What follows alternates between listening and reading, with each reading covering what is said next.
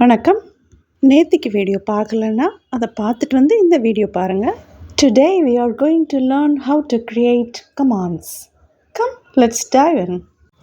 Clean சுத்தப்படுத்துவது, eat சாப்பிடுவது, read படிப்பது, call அழைப்பது, finish முடிப்பது, speak பேசுவது, wash கழுவுவது, touch தொடுவது, pass கடத்துவது, go போவது.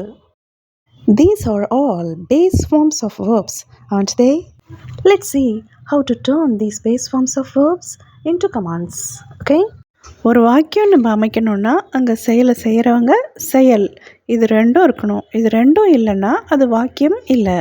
இந்த கட்டளை வாக்கியங்களில் நான் கட்டளை இட போகிறேன், நீங்கள் செயலை செய்ய போகிறீங்க.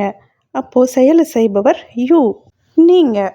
யூவை நம்ம எழுத போகிறதோ சொல்ல போகிறதோ இல்லை, ஏன்னா அது அண்டர்ஸ்டுட் இருக்கிற மாதிரி நம்ம புரிஞ்சுக்கணும். அடுத்தது நம்ம கவனிக்க வேண்டியது செயல். எந்த செயலை நான் உங்களுக்கு கட்டளையாக இட போகிறேன், அந்த வினை சொல்ல தான் கட்டளை வாக்கியங்களில் முதல்ல நம்ம எழுதணும், சொல்லணும். க்ளீன் சுத்தம் செய். அடுத்தது நம்ம எதை சுத்தம் பண்ண சொல்ல போகிறோம் அப்படிங்கிற விஷயத்த கவனிக்கணும். உங்களுடைய ரூமை இப்போ எல்லாத்தையும் சேர்த்து சொல்லி பார்க்கலாம். Clean your room. அவ்வளோதான், உங்கள் அறையை சுத்தம் பண்ணுங்க அப்படிங்கிற கட்டளையை நம்ம ஆங்கிலத்தில் முழுமையாக தெரிவித்தாச்சு. அடுத்தது ஈட் சாப்பிடு. எது சாப்பிடணும்? காலை உணவை. Eat your breakfast. Next read. எதை ரீட் பண்ணணும்? The book. Read the book. புத்தகத்தை படி. அடுத்தது கால் கூப்பிடு.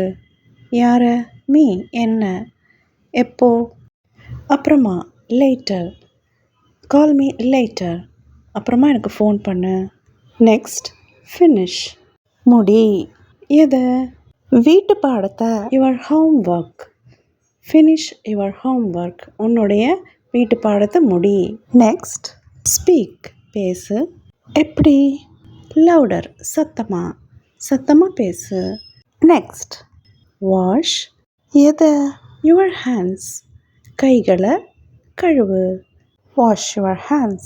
Next, don't touch. எதை? அதை.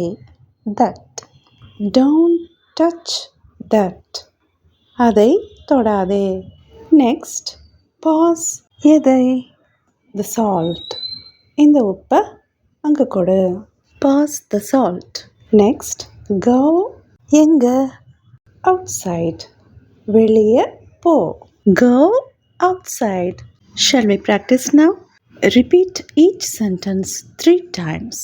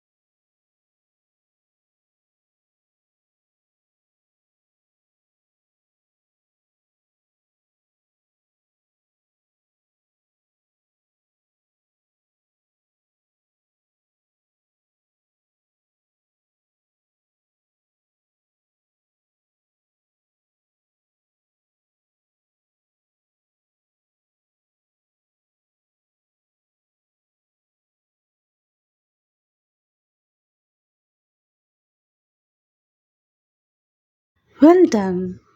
இது போல் வாக்கியங்களை நீங்கள் காமெண்ட்ஸில் எழுதி அனுப்புங்க. அப்போ தான் உங்களுக்கு எந்தளவுக்கு புரிஞ்சிருக்கு அப்படிங்கிறத நம்ம பார்க்கலாம். Tomorrow we will practice more sentences. Thank you.